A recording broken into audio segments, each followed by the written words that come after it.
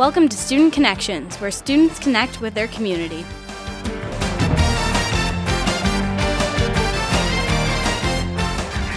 Hello, and welcome to Student Connections, a show that connects our students with their community. Today we cover 4 different topics in both our schools and our community. First, Marysville Superintendent, Mr. Kane, came in to talk with Rachel Baisley about things going on in the school district.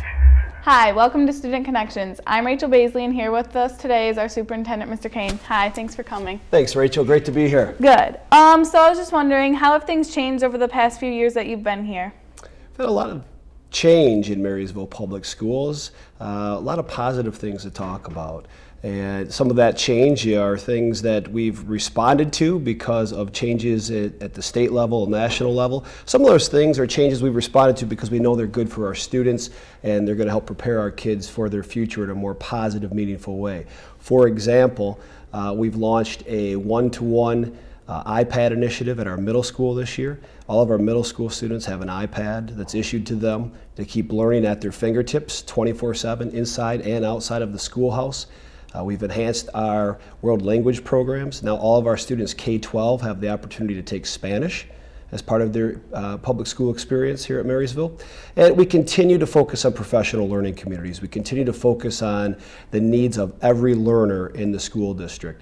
We continue to look at how can we personalize learning for every student. And that's going to be the next phase. We talk about where we've been, but going forward, the next phase is looking at truly personalizing learning for every student, helping every student have a pathway of success that will lead them to a stable future beyond their K-12 experience. That's nice. What is something personally you would like to change to see us improve? Something that I would like to see for students' benefits to change. I'd like to see you have more opportunities to really know what lies ahead for you as far as opportunities for learning specific skills, for making sure you're moving on to the right program after high school. For example, is a 4-year university the right choice for you? And why is that the right choice? Or would you be better off looking at a skilled trade or finding a career technical program that lines up with your interests and your capabilities? So just really making sure that we have every possible pathway and opportunity for our students to have success. Wow.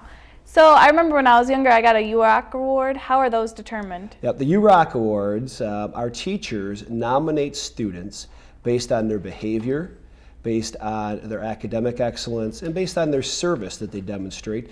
And once they're nominated by a teacher, those nominations go to the building principal, who has a very tough decision every month to just pick one student from their building. We could certainly honor probably a dozen or more a month, but we have to narrow it to one. And it's always a really fun thing to see students come forward and recognize them at our board meetings. Yeah, that was fun. I heard the middle school and elementary schools got their test score back. How was that? Yes, MEP results have been back in now for a few weeks. We're already hard at work looking at areas that we've done well in and focusing on areas where students can improve. But overall, we're pleased. We have had a very steady success rate with the MEP. We are well above state and county averages in our performance in the MEP assessments. A particular accomplishment this year, our elementary reading scores. We showed some significant gains there. So we're proud of the achievements and proud of our teachers and our students for their continued excellence in moving forward. Well, improvement's always good. Absolutely. On the schedule for next year, there's online classes. How did that option develop? The opportunity for online classes is in direct response to the world we live in and trying to respond to the needs and wants of our students. Again, you hear me say the word pathway.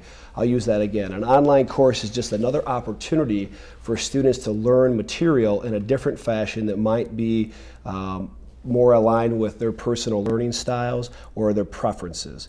And those courses are there as a possibility and opportunity for students, again, to have flexibility, to make sure we're personalizing learning opportunities for students. And it's really in response to the reality of the world that over the last 3 years, technology has changed so rapidly and has impacted everything in the world outside of the school day, all industry, everything in the world. We live in a world that's very much dependent on technology, very much a global community now instead of a local or global or state community. So that with that global community and with that technology being at the center, we need to make sure that we're preparing our students with those opportunities as they move forward for their futures. Well, that's good. The juniors just got done taking their ACT. What is like a goal someone could have for having the best score? Like what's the past best score? We have done incredibly well on our ACTs, and that is an absolute credit to our high school teaching staff and really our middle school and elementary staff as they've prepared students to come up through the system.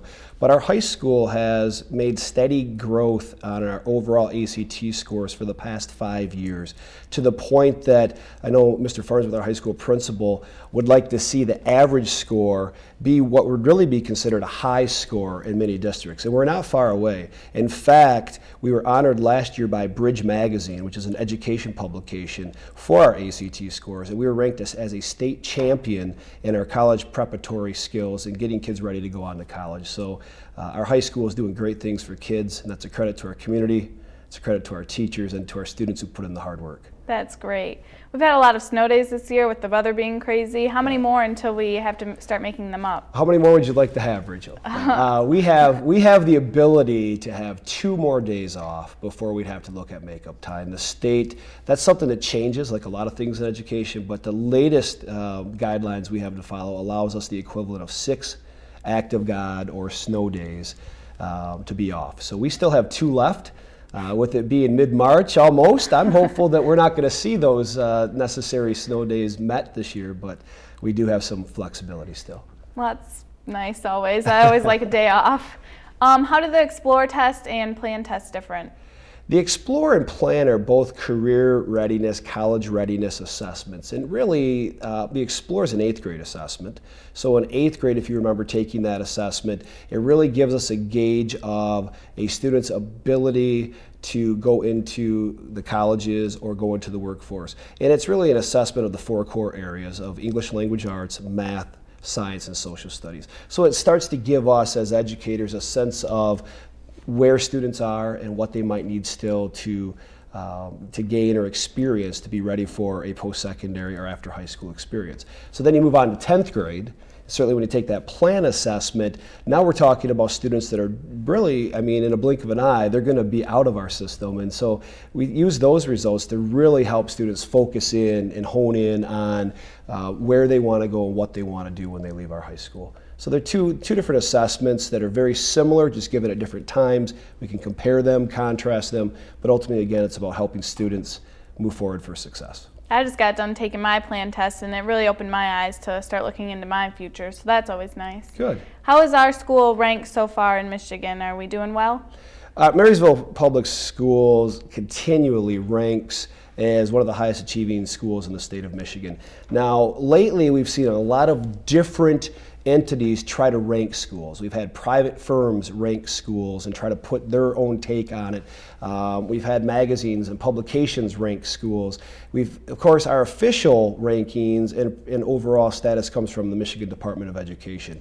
But what I'm proud to tell you is that any of these studies that have been conducted and whatever data or criteria they choose to use, Marysville Public Schools always comes out in the top 25% in the entire state for the things that we're doing for our students. And certainly our goal is to get into the top 5%, and I think we all have that vision and that focus, and that's only going to benefit our students as our staff continues to work hard for that excellence.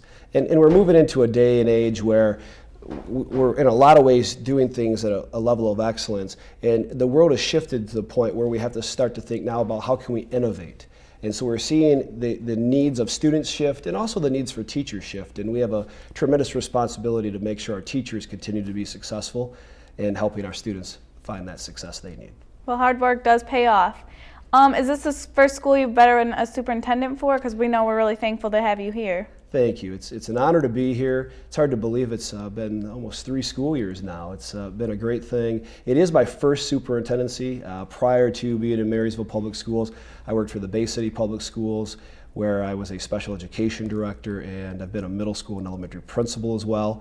And also was a teacher at one point in my career. So really had some great opportunities to work up through the system to earn the opportunity to serve as superintendent. And Marysville is home for myself and my family, and we look forward to many more years here. Well, that's good. What are some responsibilities you have being a superintendent? Responsibilities. Well, you mentioned snow days. It seems to me that snow days become the popularity gauge for a superintendent, depending on what decision we make. But overall, responsible for the safety and well-being of 5 school buildings, over 300 employees, over 2,700 students, making sure that all of our facilities are safe. All of our facilities have what they need, and ultimately making sure that we balance and manage, along with, in partnership with my Board of Education, over $22 million budget, which has been a challenge over the past several years with significant cuts that have been handed down to us at the state and federal level.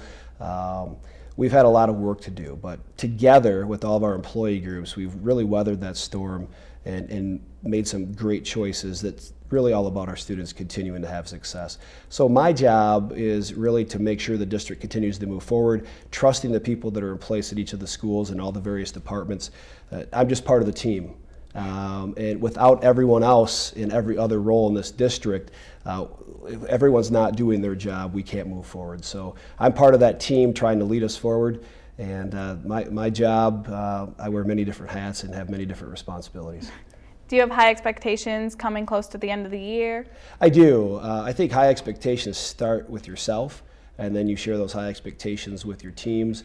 And ultimately, our expectations are always looking to get better.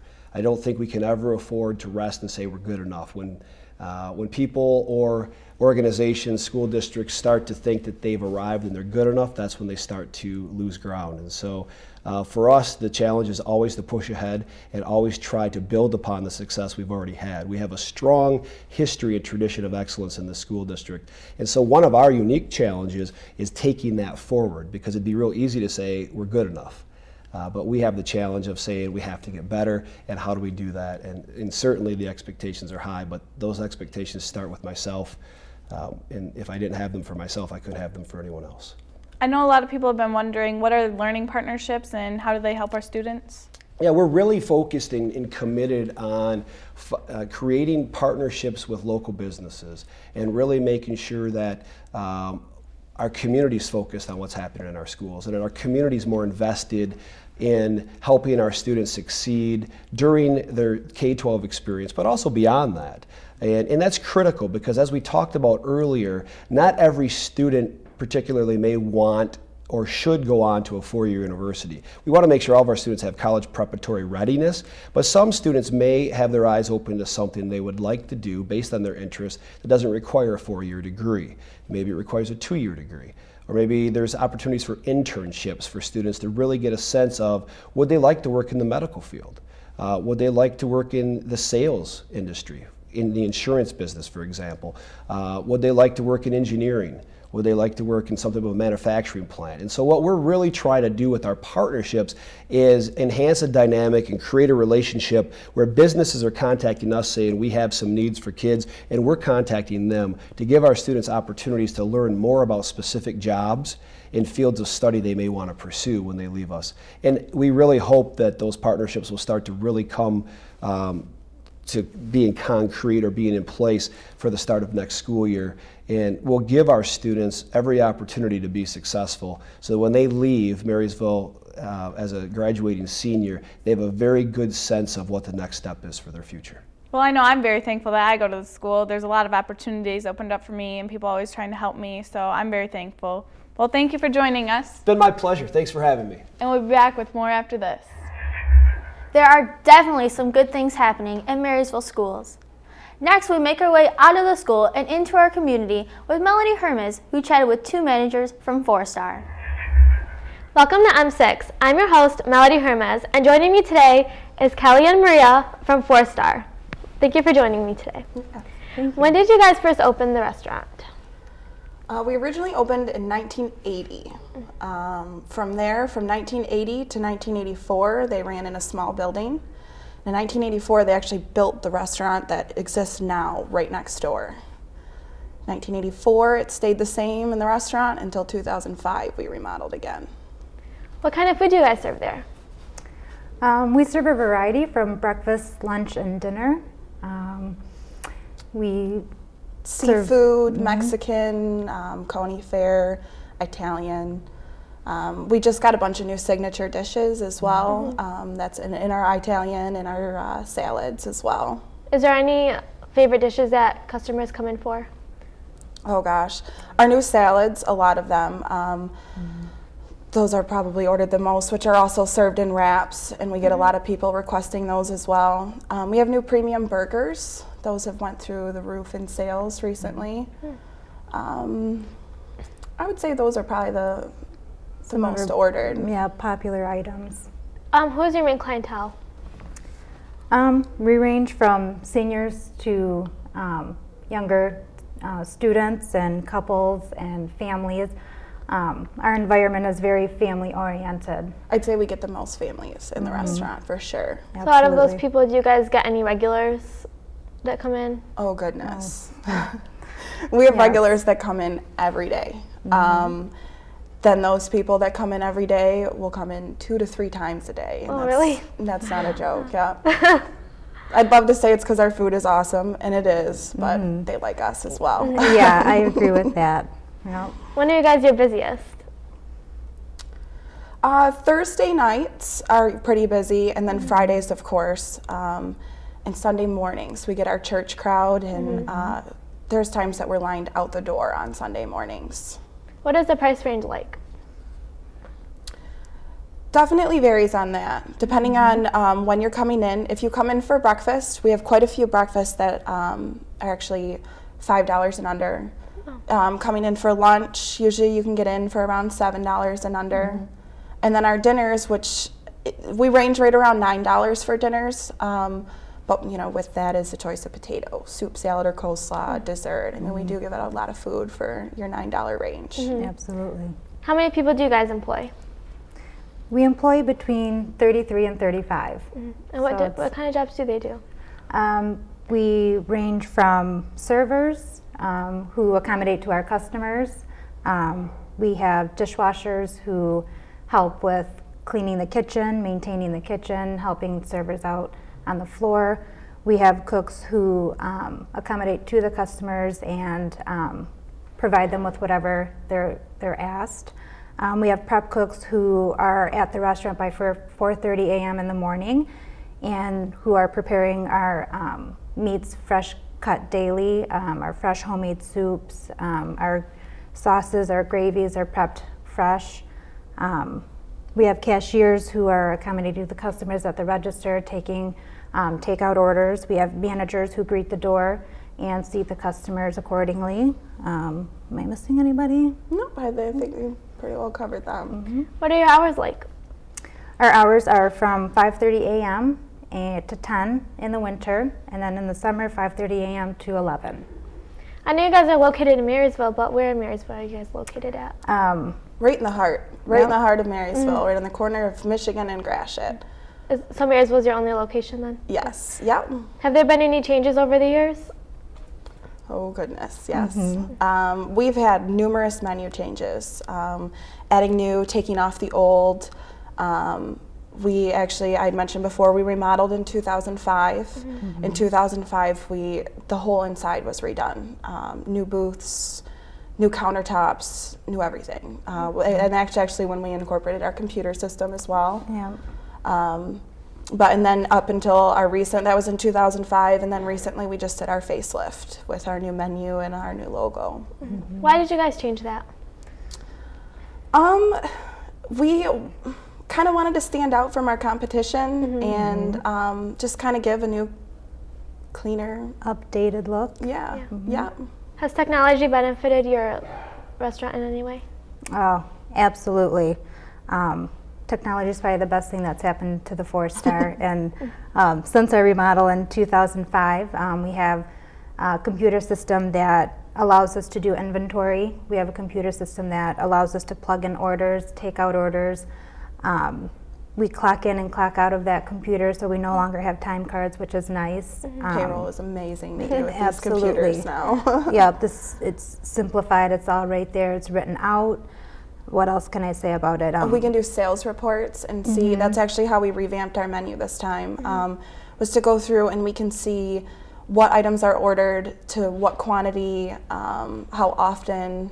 It breaks it down completely. And with the technology, we got 2 new TV screens that do PowerPoints, and we'll put up, like, check out Facebook, let's say, for a promotion that we have going on, or it has pictures of our new food items. It's a major seller by having that in there, letting people actually see what the food looks like. Do you guys put any special offers on Facebook or web pages or anything like that? We do. Yeah? Actually, if you go on and you like us, it comes up and it gives you a category where you can then print off any coupons that we've put up. We do now have www.fourstargrill.com, and we have specials on that, and it'll actually link you right to our Facebook page as well. Oh, that's cool. Well, that's all for today. Thank you for joining us. Yes, Thank you for having us. And I'm your host, Melody Hermes on M6, your hometown station. Those are some great changes happening at 4-Star. Speaking of changes, Tanya Churchill had the opportunity to interview 2 representatives from the St. Clair County Humane Society on all of the progress they are making in our community. They also brought with them a special guest, Luke the dog. Hello, I'm Tanya Churchill for Student Connections on M6, your hometown station. Today we are interviewing Sandy Kelby from the Humane Society of St. Clair County, SNAP. Hello. Hi. So what is SNAP and what does it stand for? Well, first I'd like to introduce one of our volunteers, Rebecca Caldwell. Hello. And Hi. her dog, Luke, who is part of our therapy program. And we can explain a little bit about that later. Okay. But SNAP basically is our mission. We are a new humane society that has opened in St. Clair County.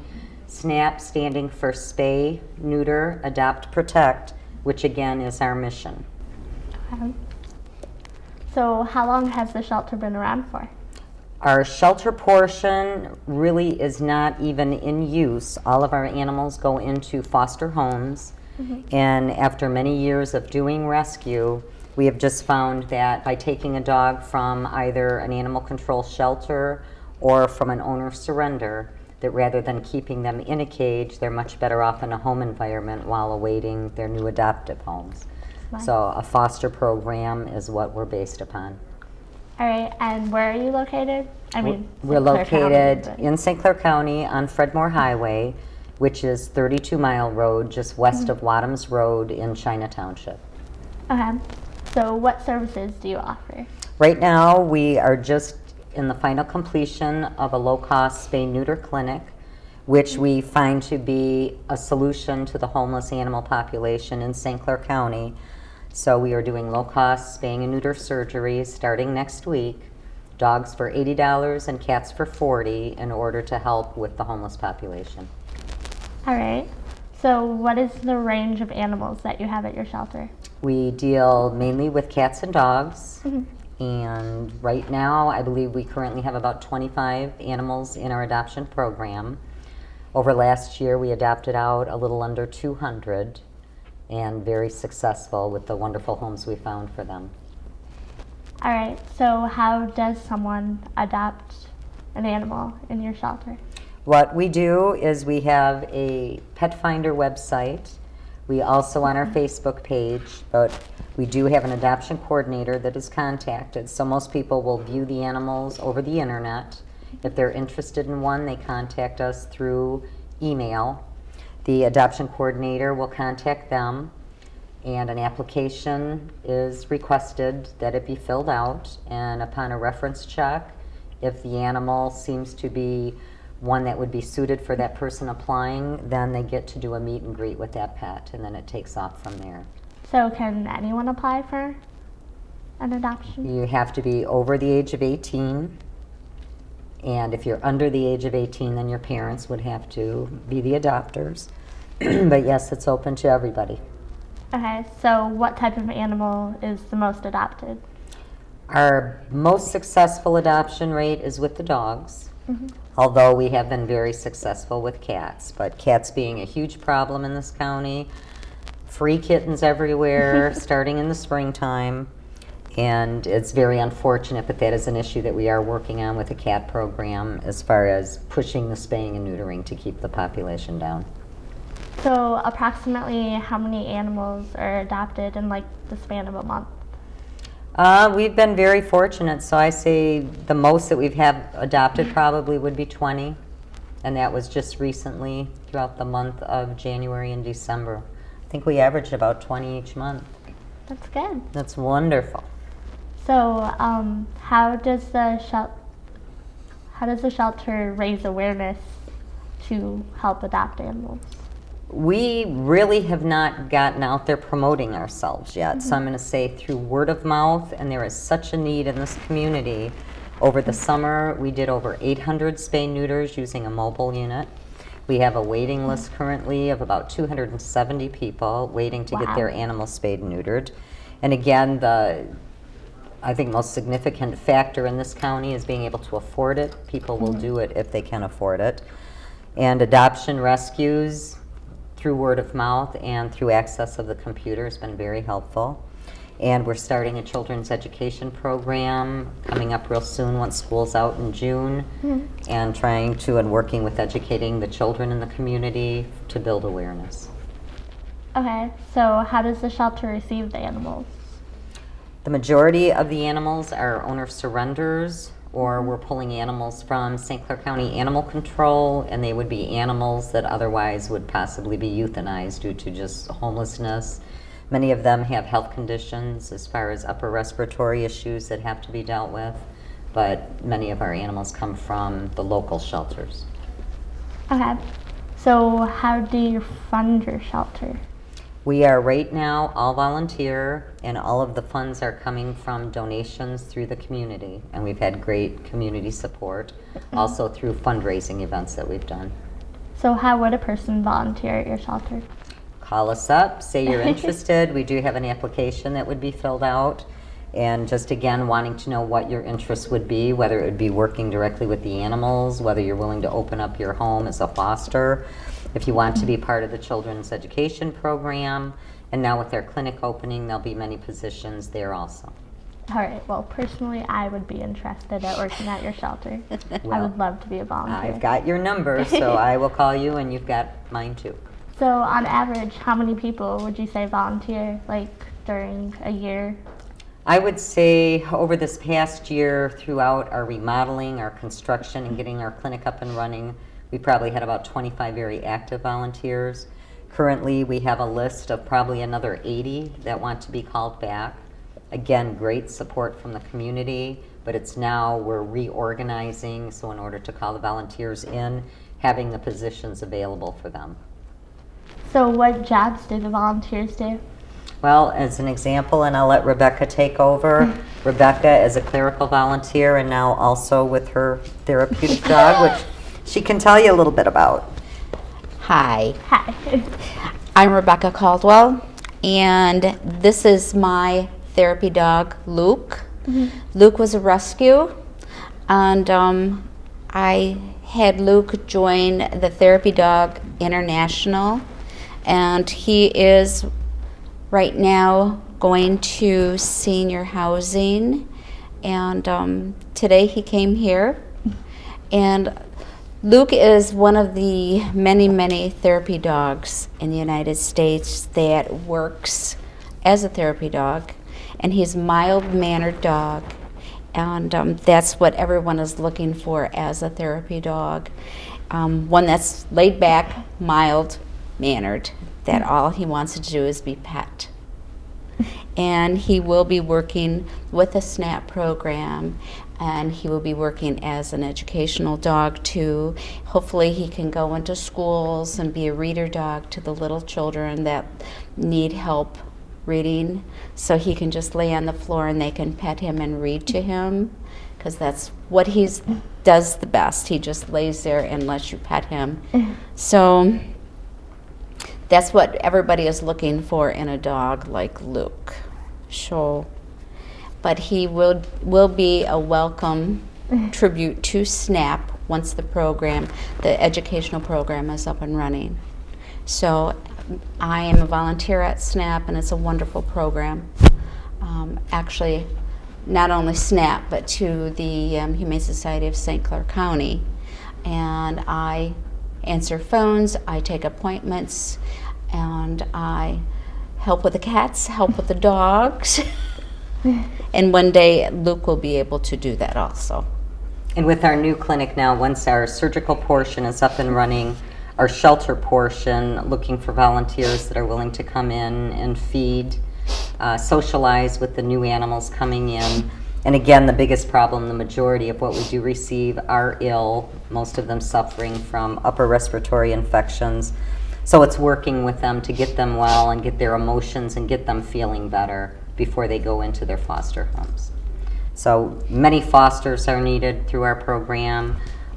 We need volunteers to represent us at the different community events that take place throughout the year.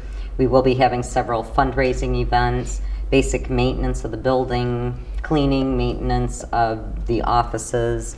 We'll need volunteers in the surgical area helping sanitize instruments for surgery. I've got a list of 20 different things you can do, but Yes. a lot of volunteers. So is there any way that people can help without actually being a volunteer? Very much so. Even just conversation to let people know and make them aware again of the homeless population of animals in our county. The fact that St. Clair County does not receive funding from the larger humane organizations, that our animals for years and years have been, I guess the only answer has been euthanasia. And in many years of saying at some point we need a solution for this, finally we got together and said enough is enough, and the solution to be spaying and neutering and education. So we hope to see the numbers drastically drop over the next few years. So you said stuff about being a foster parent to an animal. How exactly would someone become a foster parent? To become a foster parent, there's an application process that you have to go through.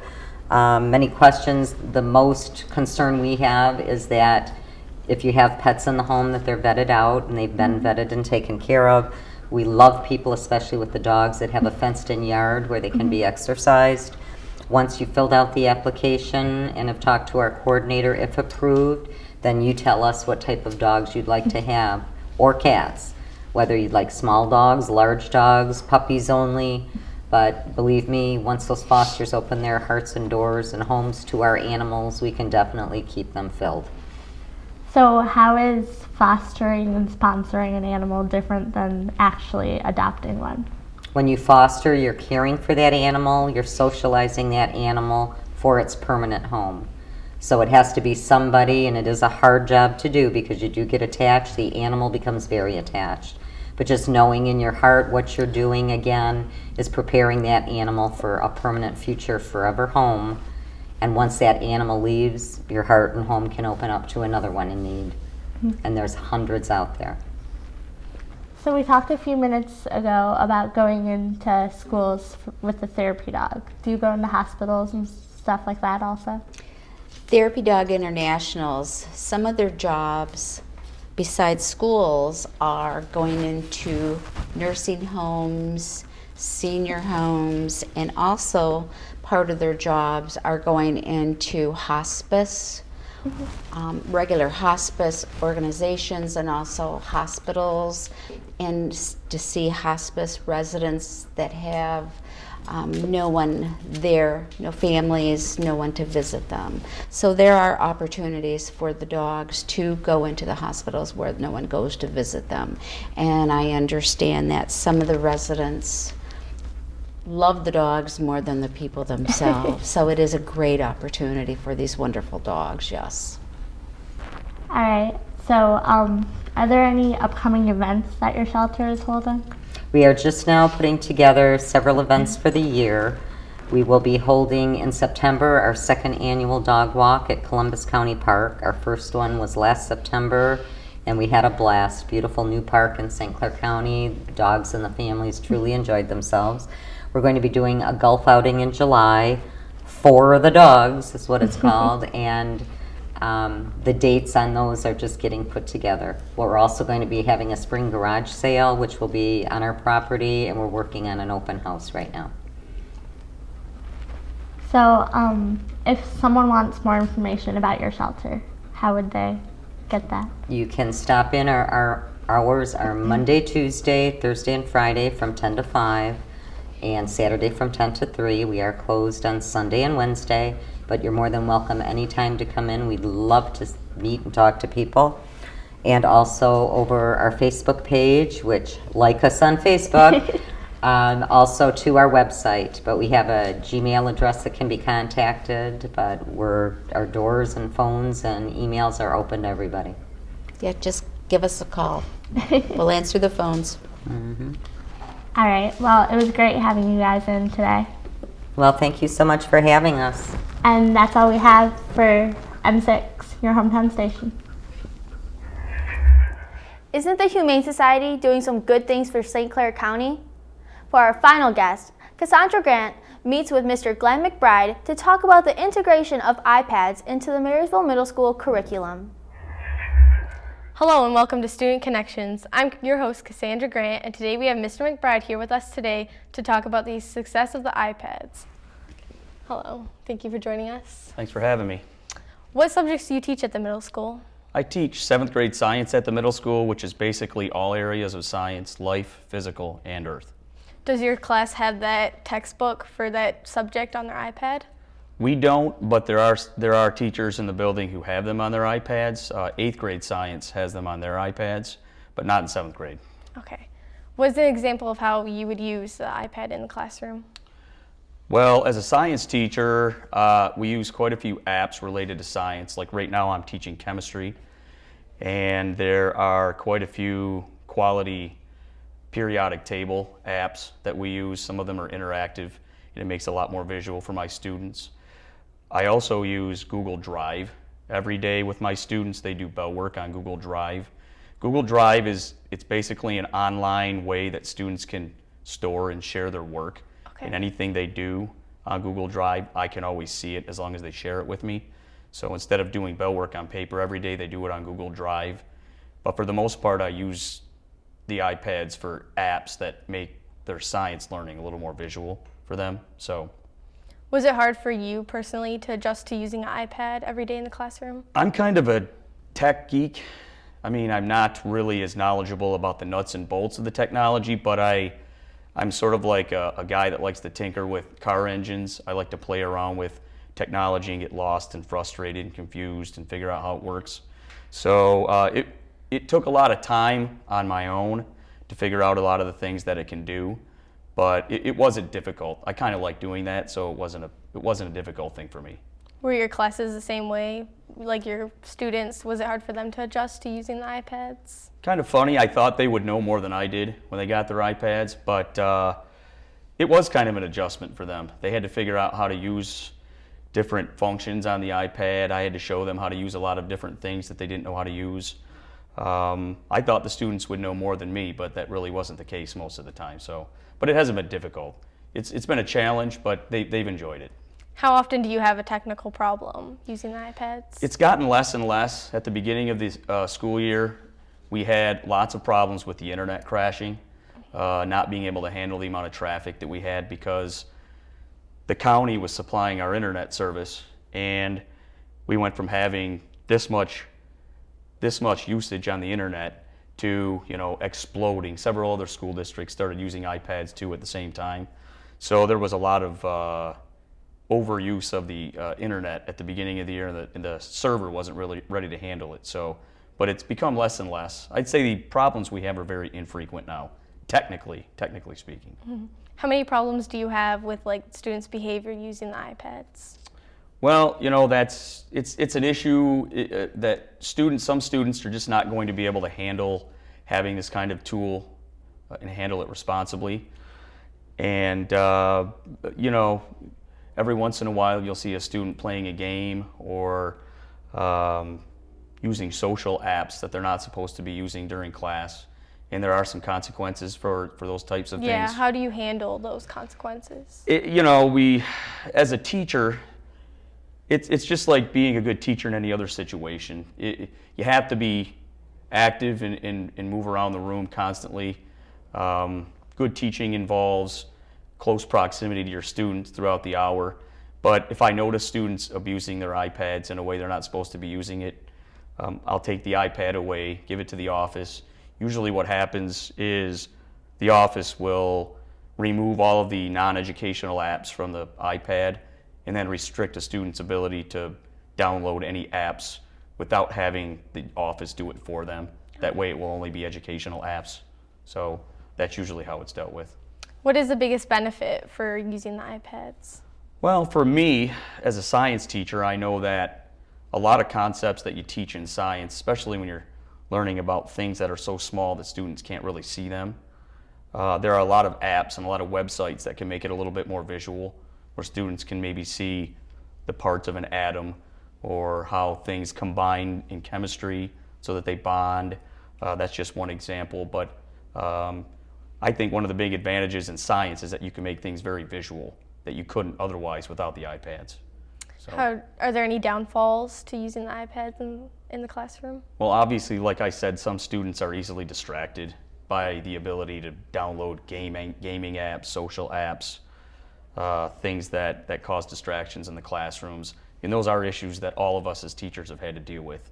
So yeah, there have been some definite disadvantages to having them in the classroom at times for some students.